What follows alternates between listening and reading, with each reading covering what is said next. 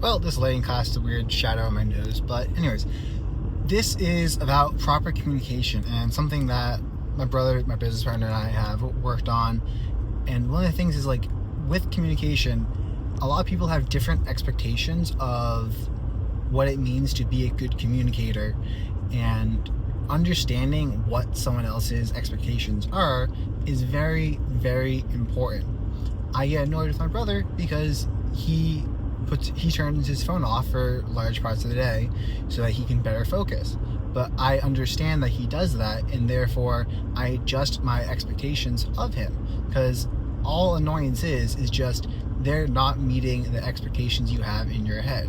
So you have to change what those expectations are in order to better reflect what the other person is willing to do or is capable of.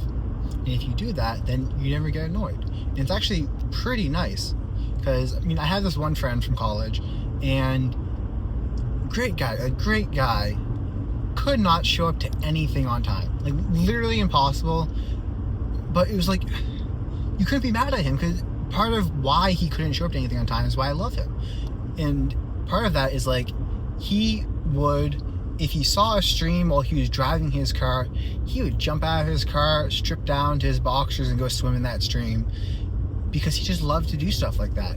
If he saw a cute dog that someone was walking, he'd probably pull over his car and go say hi to the person and ask to pet their dog. And he was just so full of, like, life and a love of everything, and he would express that love with everything. But understanding that, I had to accept that he might not be certain places at certain times. He would typically, he would sometimes go a month without texting me, because he would just go off to the woods for the love. Like, he'd just be like, we ain't fed up with society, go off to the woods. He backpacked from Mexico to Canada, through, like, the Rockies, and I think there's some path out there, I'm not sure if it was the Rockies, but he backpacked from Mexico to Canada one summer, and it's who he is. So with that example, because I could be like, oh man, you suck, like, you're not showing up on time, like, you never show up on time. But no, you just accept it, and that's who he is. He's not doing it to disrespect me. It's just, that's how he works. And with regards to my brother, like, he likes having his phone on for large parts of the day. So I have to remind myself, like, first off, it's not that big of a deal. If it's really big, I can go drive 40 minutes to talk to him. But if I don't want to do that, something I need to keep in mind is, like, I don't know, 40 years ago or 50 years ago, like, we didn't have cell phones. Society still functioned. Like, you don't need, it might be annoying not to be able to talk to them right away, but you don't need to. And I just remind myself of that, and it's been helping the relationship with communications greatly. Similar for him, like, he will text me, and I have a rule. I check my texts once a day. I'll always check, I'll go through all my texts, and I'll check them once a day. But for me, a text is like it's a more convenient form of email. It's like, you should never ever text me anything important or time sensitive, because I'll check it once a day, but that's it. That's all I'm promising you, is I'll check my text once a day and I'll get back to you on it. If it's time sensitive, you better call me. And if you call me, then I will go ahead and I will call you back as soon as I possibly see that, because I'll look to see if I have any notifications on my phone call. My text notifications just build up throughout the day, and I don't really give a crap, because it's a text. It's like, snail mail was replaced by email. I might only check my email once every 2 weeks, once a month. But email, I check the customer service one more often than that. But email is just, like, you have to have certain ideas, because some people, like, live and die by their emails daily. It's like, nah, man, like, if you email me something, I'll get to it, but that's about it. If you send me something in the mail, like, I'll get to it, but that's about it. If you text it to me, I'll get to it once a day, because it's more convenient for me to check. If you call me, and you actually go through the effort of leaving me a voicemail, or even just you call me, well, typically if you call me don't leave a voicemail. I'll shoot you a text back and be like, what's up? If it's important, call me. And I just make sure everyone knows this. Like, if it's important, call me, leave a voicemail. And if I see I have any voicemails, because I have my phone set up to notify me, like everything else is silenced, but it notifies me when I get calls from people in my contacts. And if I'm away from my phone, when I get back, I'll see, oh, it's a voicemail, there's something important, I'm gonna go put my time into this.